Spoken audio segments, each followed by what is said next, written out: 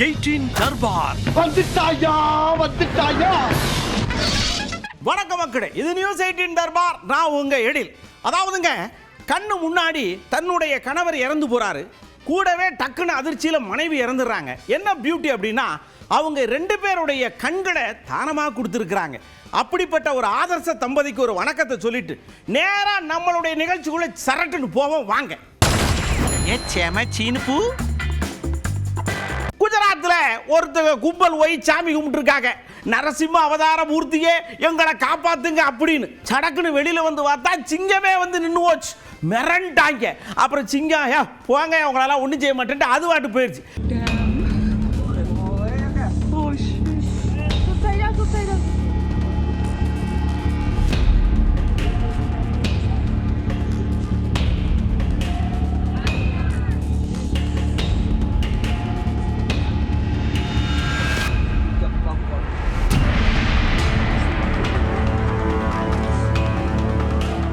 ஒரு குரூப்பு கையை சும்மா ஜங்கு ஜங்கு ஜங்கு ஜங்குன்னு தட்டுது. என்னன்னு பார்த்தா பியூஷ் கோயல் வாராராம். எல்லாம் மேட்ரு முடிஞ்சு போகும். 2026 நம்ம கண்ணு முன்னாடி கடற்கரை ஆடுது ஐயா அப்படின்னு கை தட்டு இருக்காங்க அதிமுக காருங்க.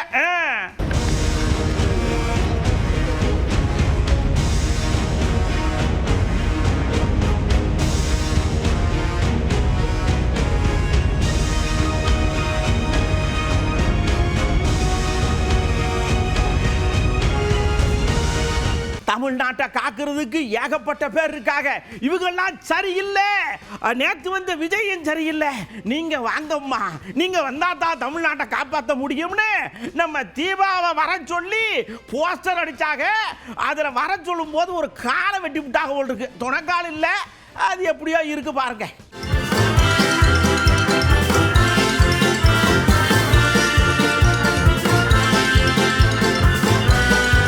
நம்ம தூத்துக்குடியில போராட்டம் பண்ணாங்களே அஜிதாக்கா, அவங்க குடு குடு குடு குடுன்னு சென்னைக்கு வந்து விஜயாண்ணாச்சியை பார்த்து 2ல் 1 கேட்பேன்னு பழியா கேட்டு முன்னாடி கிடக்க வண்டி சர்ன்னு வர வண்டி மேல பாய ஒரே கலவரமாய் போச்சு.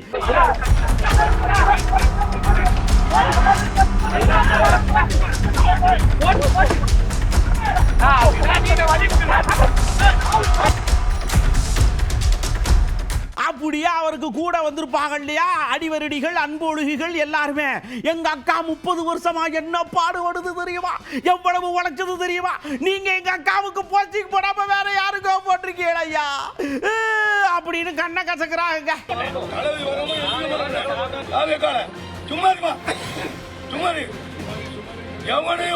எவனும் வந்து ஜெயிக்க முடியாது. தூத்துக்குடியில அஜிதாக்குல தவிர்த்து எவனும் ஜெயிக்க முடியாது. புதுவுல எந்த கேண்டிடேட் போட்டா ஜெயிக்க முடியாது. பொறுப்பு கொடுத்திருக்காங்க. ஒருத்தருக்கு பதிவு இருக்குமா? ஏங்க, எங்க விஜய் அண்ணனுக்கு இந்த விஷயம் போச்சுன்னா இங்க வாதாயின் சடக்குன்னு ஓட்டு சீட்டை கொடுத்துருவாருங்க. ஆனா அவர் காதுக்கு போக விடாம பல பேர் கேட்ட போட்டு தடுக்காக. அவங்க எல்லாம் நல்லா இருப்பாங்களா? நல்லாவே இருப்பாங்க.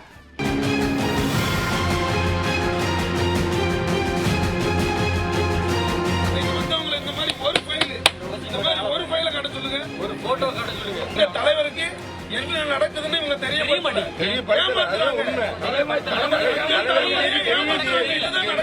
ஏமாத்துறாங்க. இங்க இந்த பக்கம் கலவரம் நடந்துகிட்டு இருக்கு. புசி ஐயா காதுக்கு எப்படியோ போயிருக்கும் போலுக்கு.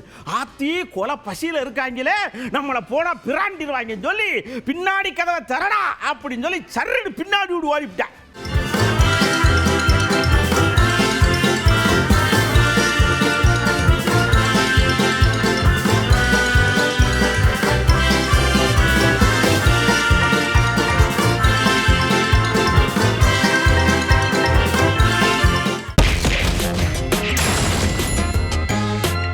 மைக்க புடிச்சு மழை மழைன்னு பேசிக்கிட்டு இருக்காரு எடப்பாடி ஐயா. அதை கடகடன்னு டிரான்ஸ்லேட் பண்றாரு பியூஷ் கோயல் ஐயா. சாராம்சம் இதுதான். 2026க்கு பேசி முடிச்சிட்டோம், எங்களுக்கு தான், எல்லாரும் போயிட்டு வாங்கன்ட்டார். நீண்ட இடைவெளிக்கு பிறகு மத்திய அமைச்சர் மாண்புமிகு பியூஷ் கோயல் அவர்களை இன்றைய தினம் நாங்கள் சந்தித்து பேசினோம். கிட்டத்தட்ட தமிழகத்தில் இருக்கின்ற நிலவரங்கள் குறித்து அவர் கேட்டறிந்தார். 2026 சட்டமன்ற பொதுத் தேர்தலில் அதிமுக, பாரதிய ஜனதா மற்றும் NDA கூட்டணியில் அங்கம் வைக்கின்ற கட்சிகள் ஒருங்கிணைந்து எப்படியெல்லாம் செயல்பட வேண்டும் என்ற கருத்தை பரிமாறிக்கொண்டோம். அடுத்த ஆண்டு நடைபெறுகின்ற தமிழகத்தில் நடைபெறுகின்ற சட்டமன்ற பொதுத் தேர்தலில் அனைத்து இந்திய அண்ணா திராவிட முன்னேற்ற கழகம், பாரதிய ஜனதா மற்றும் தேசிய ஜனநாயக கூட்டணியில் அங்கம் வைக்கின்ற கட்சிகள் ஒருங்கிணைந்து மக்கள் விரோத திமுக ஆட்சி அகற்றப்பட வேண்டும். அதற்கான திட்டங்களை நாங்கள் இப்பொழுது ஆரம்ப கட்ட பேச்சுவார்த்தை நடத்துகின்றோம். இன்றைக்கு தமிழகம் முழுவதும் மக்கள் ஒரு கொந்தளிப்போடு இருக்கின்றார்கள். இந்த ஆட்சியை, திராவிட முன்னேற்ற கழக ஆட்சி அகற்றப்பட வேண்டும். அதற்கு உண்டான நடவடிக்கையை அதிமுக, பாரதிய ஜனதா, தேசிய ஜனநாயக கூட்டணியில் அங்கம் வைக்கின்ற கட்சிகளும் ஒருங்கிணைந்து செயல்படும். அடுத்த ஆண்டு நடைபெறுகின்ற சட்டமன்ற தேர்தலிலே அதிமுக, பாரதிய ஜனதா தலைமையில் அமைக்கப்பட்ட கூட்டணி மிகப்பெரிய வெற்றி பெற்று ஆட்சி அமைக்கும் என்பதை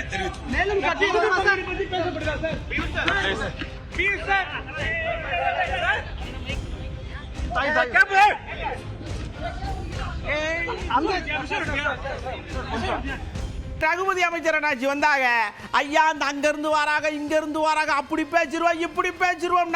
எடப்பாடி ஐயா உன்னையும் காணோமே, ஒருவேளை காதோட காது வச்சு ரகசியமா பேசுறாங்களோ அப்படின்னு டவுட்டை கிளப்புறார். ஒத்த கருத்துடைய கட்சிகள்னு எடப்பாடி சொல்றாரு. OPS-ஐயோ தினகரனையோ சேர்த்துக்கிறேன்னு அவர் சொல்லியிருக்காருங்கிறத அவருடைய பேட்டியிலேயே பார்த்துக்கங்க. அப்போ அவங்களுக்குள்ள ஒத்த கருத்து கிடையாது. திரு கோயல் அவர்களை பொறுத்த வரைக்கும் எல்லாரையும் ஒன்று சேர்க்கணும் அப்படிங்கிறதுக்காக வேண்டி வர்றாரு. அவருக்கு தமிழ்நாட்டினுடைய அரசியல் தட்பவெப்பநிலை தெரியாது. அதனால் நிச்சயமாக அவர் நினைப்பது நடக்காது. நீங்க மட்டும் ரொம்ப நல்ல ஆளுகளா, இந்திரா காந்தி அம்மா வரும்போது இத்தா தண்டி கல் எடுத்து சரக்கு சரக்குன்னு எரிஞ்சுகளே, இப்ப கையை குறைத்துக்கிட்ட உடனே ரொம்ப நல்லவங்களா இருக்கீங்களா, அட போங்க ஐயா அப்படிங்காரு நயினாராச்சு. இந்திரா காந்தி மதிப்புக்குரிய இந்திரா காந்தி அம்மையார் மதுரைக்கு வந்தாங்க. அப்போ திமுக காரங்கெல்லாம் கருப்பு கொடி போராட்டங்கிற பேரில் கல்லை வச்சு அடித்தாங்க. அப்போ அம்மாவுக்கு தலையில் அடிபட்டு ரத்தம் வந்துச்சு. அதே கொச்சப்படுத்தி பேசுனாங்க. அது மாதிரி அதுபோல் ஒரு 6 மாதம் நடந்த தேர்தலில் திமுக கூட்டணியே வச்சாங்க. அதாவது அரசியலில் நிரந்தர நண்பர்களும் இல்லை, நிரந்தர பகைவர்கள். அப்படியே நம்ம நயினார் அண்ணாச்சி இன்னொரு விஷயத்தை வாழைப்பழத்தில் ஊசியை சொல்றன்னு ஏத்துறார். அதாவது துணை முதலமைச்சருக்கு முதலமைச்சராக வேண்டிய ஆசை வந்து போச்சு, அதனால முதலமைச்சரை காலி பண்றதுக்கு எல்லா வேலையும் பண்றாருன்னு சொல்லி ஊசி ஏத்த, அண்ணாச்சி முதலமைச்சரை திருப்பியும் முதலமைச்சர் ஆக்குறதுக்கு தான் துணை முதலமைச்சர் பாடுபடுறார் அப்படின்னு சொன்னார். வாருங்க நயினார் அண்ணாச்சிக்கு கிர்ன்னு இருக்கு. மாண்புமிகு துணை முதலமைச்சர் உதயநிதி ஸ்டாலின் அவர்கள் தெளிவாக சொல்லிவிட்டார். மாண்புமிகு தலைவர் தளபதி அவர்களை 2வது முறையாக தமிழ்நாட்டினுடைய முதலமைச்சராக ஆக்குவதுதான் என்னுடைய கடமை, என்னுடைய பணி என்று அவர் சொல்லிவிட்டார். இதிலிருந்தே நீங்கள் தெரிந்து கொள்ளலாம், நிச்சயமாக அவர் அதற்கான போட்டியில் இல்லை. அவர் தன் தலைவரை முதலமைச்சராக்குவதற்காகத்தான் இன்றைக்கு தேர்தல் களத்திலே மும்முரமாக பணியாற்றி கொண்டிருக்கிறார். அடுத்து கனிமொழி அக்கா ஒரு அக்கௌண்ட் புக்கை தூக்கி போடுறதாக, நாங்க என்னமோ 5 லட்சம் கோடி கடன் வாங்கிட்டோம் அப்படி இப்படின்னு பேசுறீங்களே, நீங்க வச்சு வாங்கினீங்கல்ல 3 லட்சம் கோடி, அந்த கடனுக்கு வட்டியை கட்டி அப்படியே தமிழ்நாட்டை டெவலப் பண்ணிட்டு இருக்கவே, அதையும் சொல்லுங்க அப்படிங்காக. அவங்க விட்டுட்டு போன கடனோட சேர்த்து பேசணும். அவங்க எந்த நிலைமையில தமிழ்நாட்டை எந்த வளர்ச்சியும் இல்லாத ஒரு மாநிலமாக பின்தங்கி கொண்டே போகக்கூடிய ஒரு சூழலிலே தமிழ்நாட்டை விட்டு சென்றார்கள். இன்று இந்தியாவிலேயே முன்னேறி இருக்கக்கூடிய வளர்ச்சி பாதையிலே இருக்கக்கூடிய ஒரு முக்கியமான மாநிலமாக நம்முடைய முதலமைச்சர் அவர்கள் தமிழ்நாட்டை மாற்றி இருக்கிறார்கள் என்பதை அவர் கருத்திலே வைத்துக்கொண்டு தேர்தல் பிரச்சாரத்துக்காக என்ன வேணாலும் பேசட்டும். நம்ம திருமாண்ணன் அக்கா மேல ரொம்ப கரிசனம் உடையவர். அவர் சொல்றாரு, கவர்னர் பதவி கொடுப்பாங்க, உங்களை தூக்கி எடுத்து தலைவர் பதவி வச்சு அழகு பார்க்கணும்னு சொல்லுவாங்க, ஆனா துண்டா தூக்கி தூர போடுவாங்க, நீங்க லவக்குன்னு பிடிக்கணும். இது தேவையா? அதுக்கு செவனேன்னு வெளியில வந்தா ராணி மாதிரி உங்களை தூக்கி விடுவோமே அப்படிங்காரு அக்காவை பார்த்து. எச்சி ராஜா உயர்ந்த சாதி, அண்ணாமலை கீழ் சாதி. அதுதான் வர்ணாசிரமம் சொல்லுது, அதுதான் பார்ப்பனிய தர்மம் சொல்லுகிறது. எச்சி ராஜா வசந்த சாதி, நயினார் நாகேந்திரன் கீழ் சாதி. அதுதான் வர்ணாசிரமம் சொல்லுகிறது, பார்ப்பனியம் சொல்லுகிறது, ஆரியம் சொல்லுகிறது. மோகன் பகவத் உயர்ந்த சாதி, அக்கா தமிழிசை தாழ்ந்த சாதி. அதுதான் ஒரு சங்கராச்சாரி சொன்னார். ஒரு பாப்பாங்கையில தொட்டு கொடுக்கிறார் துணியை. கவர்னரா இருக்கிற அக்கா தமிழிசைக்கு தூக்கி போடுறாரு துணியை. அப்பவே வெளியே வந்திருக்க வேண்டாம், உறவு வேண்டாம், நட்பு வேண்டாம், போங்கடா எங்க அப்பா வழியில நான் போறேன்னு வெளியே வந்திருக்கணும் அக்கா தமிழிசை. நம்ம அண்ணன் RSS கைப்பிள்ளைகள் 2 பேர் இருக்கிறாங்க அப்படின்னு சொன்னார்ல, முதல்ல அதை ஒரு எட்டி பாருங்க. 2 பேரு தங்களை தாங்களே அடையாளப்படுத்திக் கொண்டார்கள். தமிழ்நாட்டு மக்கள் விழிப்பாக இருக்க வேண்டும். ஒரு தம்பி இப்ப புதுசா கட்சியை தொடங்கிய தம்பி, அவருக்கு ஒரே ஒரு அஜெண்டாவா, ஒரே கட்சி ஒரே அஜெண்டா. அவருக்கு என்ன அப்படின்னா ஒரே அஜெண்டாவா, திமுக ஒரு தீய சக்தி, திமுக ஒரு தீய சக்தி, திமுக ஒரு தீய சக்தி. நீங்க திமுகவை திட்டத்தை பத்தி எங்களுக்கு ஒன்றும் கவலை இல்லை, எங்களுக்கு அதுல ஒன்றும் பிரச்சனை கிடையாது. நீங்க யார் என்பது தெரிந்து விட்டது. நீங்கள் தமிழுக்காகவும் தமிழ்நாட்டு மக்களுக்காகவும் தமிழ் மண்ணுக்காகவும் போராடுவதற்காக கட்சி தொடங்கவில்லை. திமுகவை வீழ்த்த நினைக்கிற RSSக்காக நீங்கள் கட்சி தொடங்கி இருக்கிறீர்கள். தம்பி சீமானும் தம்பி விஜயும் இன்றைக்கு RSS பெற்றெடுத்த பிள்ளைகள் என்பது அம்பலமாகிவிட்டது. அப்படியே தமிழிசை அக்கா சொல்றாங்க, தம்பி நீங்க சொல்றதெல்லாம் ஓகே தான், ஆனா எனக்கு RSS உசுறு தம்பி, அதை விட்டுட்டு என்னால வர முடியாது ராசா. நீ RSS தப்பு சொல்லப்படாது, அது ஒரு மாபெரும் இயக்கம் அப்படின்னு அக்கா அண்ணனுக்கு டியூஷன் எடுக்காங்க. பரவாயில்ல, திருமாவளவன் வந்து இன்னும் எத்தனை RSS பிள்ளைகளை கண்டுபிடிக்க போறாருன்னு எனக்கு தெரியல. அதனால நிறைய RSS பிள்ளைகளை தேடி தேடி தேடி கண்டுபிடிக்கட்டும், கண்டுபிடிச்சு வயிறு எரியட்டும், அவ்வளவுதான். அதனால அதாவது எல்லாருமே சங்கிகளா மாத்துறதுக்கு முடிஞ்சா முடிச்சுக்கிட்டோம். அதனால எல்லாருமே சங்கிகள் தான் எங்களை பொறுத்த வரைக்கும். அப்படியே நிர்மல் குமார் குடு ஓடி வந்து, அண்ணே நீங்க மாற்று கட்சியா இருந்தாலும் எங்க மனசுல ஒசந்து நிக்கிற ஆள்னே, நீங்க பார்த்து இப்படி சொல்லலாமா? அவங்கிட்ட சொல்றது பூரா எங்களை பார்த்து சொல்றீங்களே, பக்கு இருக்குனேங்க. அவர் வந்து எப்படின்னா தன்னை சார்ந்த ஒரு சமுதாய மக்களுக்கு இதுவரை அவர் என்ன செஞ்சிருக்காருன்னு கேட்டா அவரால் எதுவும் குரல் கொடுக்க முடியாது. நேற்று வந்து இங்க இருக்க செவிலியர்கள் வந்து ஒரு 18,000 பேருக்கு மேல ரோட்ல நின்று போராடிக்கிட்டு இருக்காங்க. அதுல அவருடைய பட்டியலின சமுதாயத்தை சேர்ந்த அவர் யாருக்காக இந்த அரசியல் பண்றாரோ அதுல சமுதாயத்தை சேர்ந்த ஒரு 5,000-6,000 பேர் இருப்பாங்களா, அவங்களுக்காக குரல் கொடுத்துருக்க வேண்டிய அண்ணன் திருமா அவர்கள் இப்ப அரசு ஊழியர்கள் ஆசிரியர்கள் பணி நியமனம் கேட்டு இதுவரை டெட் எக்ஸாம்லாம் பாஸ் பண்ணி ஒரு 25,000 பேர் காத்துக்கிட்டு இருக்காங்க. அதுல ஒரு 7-8,000 பேர் இருக்க மாட்டாங்களா பட்டியலினத்தை சேர்ந்தவர், அவர்களுக்காக குரல் கொடுக்க வேண்டிய அண்ணன் திருமா அவர்கள் இதுவரைக்கும் இந்த அரசாங்கத்தால் பாதிக்கப்பட்ட எந்த சமுதாயத்தை பட்டியலின சமுதாய மக்களுக்காக குரல் கொடுக்காத அண்ணன் திருமா அவர்கள் இன்று எங்களுடைய தலைவர் திமுகவை பற்றி பேசினார், திமுக தீய சக்தி பேசினால் அதற்காக திமுகவிற்காக வந்து குரல் கொடுப்பது மிகவே வருத்தமான செய்தி. அப்படியே டக்குன்னு இந்த பக்குக்கு ஒரு மருந்து கொடுக்கறாங்க தமிழிசை அக்கா. குடுன்னு போங்க தம்பி, நம்ம அண்ணனை அப்படியே கையோட ராஜ மரியாதையோட அழைச்சிட்டு வாங்க, அண்ணனுக்கு அப்படியே அழகு பார்ப்போம், டோன்ட் வரி பி ஹாப்பி அப்படின்னு நூல் விடுறாங்க. இது மரியாதைக்குரிய அண்ணன் எடப்பாடி அவர்கள் எதிர்க்கு ஓட்டணி எல்லாம் பிரியக்கூடாதுன்னு சொன்னதுனாலையும் எங்க மாநில தலைவர் எதிர் கூட்டணி எல்லாம் பிரியக்கூடாது விஜயும் சிந்திக்கணும்னு சொன்னதின் அடிப்படையில் என்கிட்ட கேள்வி கேட்கப்பட்டது. நானும் எனது கருத்து என்ன சொன்னேன்னா, விஜய் வந்து திமுகவுக்கும் டிவிகேக்கு தான் போட்டின்னு சொல்லிக்கிட்டு இருக்காரு. அப்படி கிடையாது, தேசிய ஜனநாயக கூட்டணிக்கும் திமுகவுக்கும் தான் போட்டி. அப்ப தேசிய ஜனநாயக கூட்டணியை பலம் பெறுவதாக மாற்றுவதற்கு என்னென்ன முயற்சிகள் செய்வோமோ நாங்க செய்வோம். ஆக தனியா நின்னா அவர் என்ன நிலைப்பாடு, அதாவது டிஎம்கேவை தோக்கடிக்கணும்ன்ற ஒரு நிலைப்பாடு தான் அவரோட நிலைப்பாடு. ஆனா தனியா நின்னா அது செய்ய முடியுமான்னு அவர் யோசனை பண்ணணும். அதனால ஒரு வியூகம் வகுக்கும் பொழுது எதிர்கூட்டணியில இருந்தா நல்லதுன்னு நினைச்சாருன்னா அதுக்கு அவர் முடிவு செய்யணும் நான் சொன்னேன். இப்படியே இன்னொரு நூல் இந்த பக்கம் விடுறாங்க, விஜய் பக்கம் காண்டாய் போயிட்டாரு நம்ம நாட்டாம அண்ணாச்சி. அது ஒரு கட்சியே கிடையாதுங்க, எவ்வளவு பெரிய கட்சியை நான் கலைச்சிட்டு வந்து உங்க கூட சேர்ந்தேன், நீங்க ஏன் அவையிலேயே தொங்குறீங்க அப்படின்னு கொஞ்சம் கடுப்பாகிறார். அது அவர் சொல்லுவாருங்க, அவரு அரசியல் கட்சியாவே நான் வந்து அவர் எடுத்துக்கிறது இல்லை. First of all, he has not proved himself to be a political party. Let him not talk about being a political party even before he faces an election. Sir என்டிஏவுடைய குறிப்புமே டிஎம்கே வெளியேற்றணும்ன்றதா, டிவிகேவுடைய குறிப்புமே டிஎம்கே வெளியேற்றுவீங்களா? டிவிகேன்றது மிகப்பெரிய கட்சி கிடையாதுங்க, உங்களுக்கு தான் அது பெரிய கட்சியா தெரியல, எனக்கு அது பெரிய கட்சியா தெரியாதனால மக்கள் வரும், எல்லாருக்கும் தான் மக்கள் வருவாங்க. நான் கூட 1996 மக்கள் பார்த்து 10 லட்சம் கோடி கடனை முதல்ல எப்படி அடைப்பாரு அப்படின்றது முதல்ல அவர் சொல்லட்டும். உஷாருக்குள்ள போறோம். இப்பெல்லாம் ஆர்ட் அரெஸ்டும் ஆகுது, அட்டாக்கும் ஆகுது. பார்த்து பதனமா இருங்கயான்னு சொல்ல வேண்டிய காலகட்டம். பாருங்க, ஒரு இடத்துல டிஜேவை போட்ட உடனே கொலவெறி கொண்டு அப்படியே நாடி நரம்பு முறுக்கிற பிரபுதேவாவும் மைக்கேல் ஜாக்சன் இணைஞ்ச மாதிரி ஆடி இருக்கா. ஆர்ட் புடுக்குன்னு முடிஞ்சிருச்சு. அவ்வளோதான், ஜோலி முடிஞ்சிட்டான். தம்பி, எதுவா இருந்தாலும் அடக்கம் அமரருள் உய்க்கும். அப்படிதான்.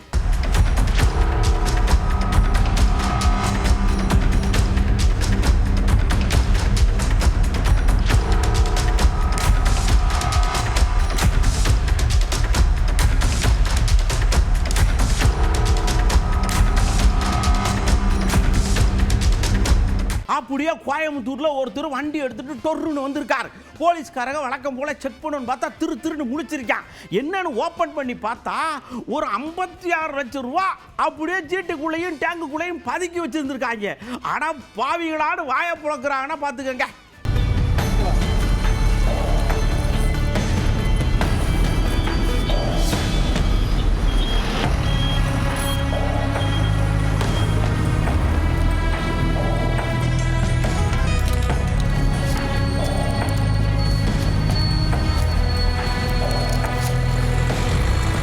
மளிகை கணக்கார்ட்ட இந்த அதுவாங்க இது எடுங்க அப்படின்னு கையை காட்டிட்டு அவர் இப்படி திரும்பினார் வரங்க போனச்சிட்டு ஓட்டான்ல.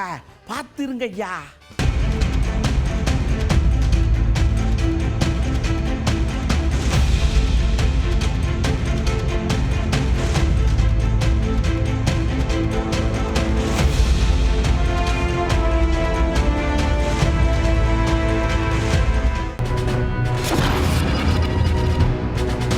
மக்கள்கிட்ட கூப்பிட்டு இங்க வாங்க, 1.25 லட்சம் இருந்தா உள்ள வாங்க, ஒரு பவுன் தங்க எடுக்குது, இல்லைன்னா அப்படியே வணக்காம போயிருங்க அப்படின்னு மிரட்டுதே தங்க விலை. பண்டிகையெல்லாம் வரப்போதே, என்ன பண்ண போறியே, சேர்த்து வச்சிருக்கீங்களா அப்படின்னு கேட்டோம். கண்ணீர் மல்க பதில் வருதுங்க. 5000 ரூபா 10,000 ரூபான்றப்ப அடிக்கடி நம்ம போய் வாங்கிட்டு வந்தோம். நகை கடை பாக்குறதுக்கு எங்களுக்கு பயமா இருக்கு. அன்றாட வேலை பார்க்குறவங்களால முடியாது. இனிமே தங்கம் வாங்குற பத்தி நினைக்கவே முடியாதுங்க எங்களால. இங்க பேருக்கு பணியாரம் விட்டுட்டு இருக்கேன். ஒரு நாளைக்கு எவ்வளவு ரூபா கிடைக்குன்னு நினைக்கிறீங்க?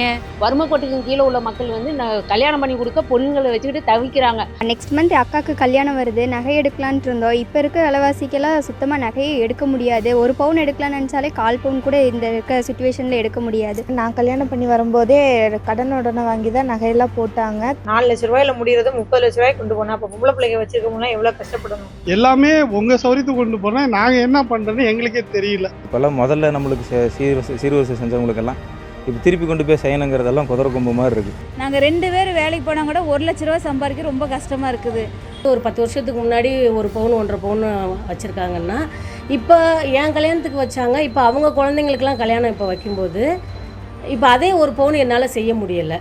தங்க காசு கொடுக்குறோம் சிறப்பு இல்லை சார், நகை போடுறதும் சிறப்பு இல்லை. நகை விலை குறையணும், குறைஞ்சாதான் நாங்கள் 2மே செய்ய முடியும். தங்க ஆவண நகையா செய்யணும்னா அதுக்கு இன்னும் வந்து செய்கூலி சேதாரம் இதெல்லாம் பார்க்கும்போது இன்னும் கூடுதல் செலவும். இது எங்கே போய் நிற்கனே தெரில. அதனால பயத்தில் காயினா இருக்கிற காசு சேமித்து காயினா வாங்கி வச்சுருந்தோம்னா நிச்சயமாக அது நம்மளுக்கு யூஸ் உள்ளதாக இருக்கும். ஒரு ஆபரண தங்கத்துக்கு நெக்லஸ்க்கு வந்து பார்த்தீங்கன்னா 12% 18% இருக்கும். ஆனால் காயினுக்கு பார்த்தீங்கன்னா ஒரு ஜிஎஸ்டி பார்த்தீங்கன்னா 6% தான் இருக்கும். காயினை கொடுத்தா வந்து அது சீர்குலை பண்ணியிருக்கோன்றது தெரியாது. இப்போ தங்கம் அப்படிங்கிறது மறந்துடலாம். ஏன்னா தங்கம் அப்படிங்கிறது வந்து இப்போ வர்த்தக சூதாடிகள் அவங்களுடைய கையில் இந்த தங்கத்துடைய விலை நிர்ணயம் அப்படிங்கிறது போயிட்டு இருக்கு.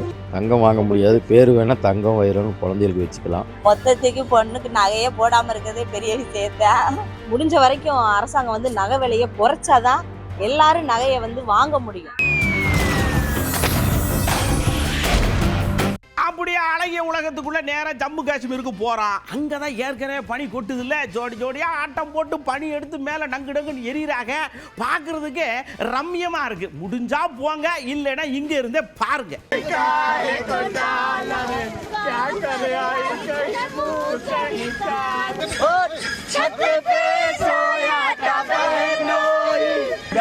मुझको काला जी माफ करना, गलती मारे से हो गई.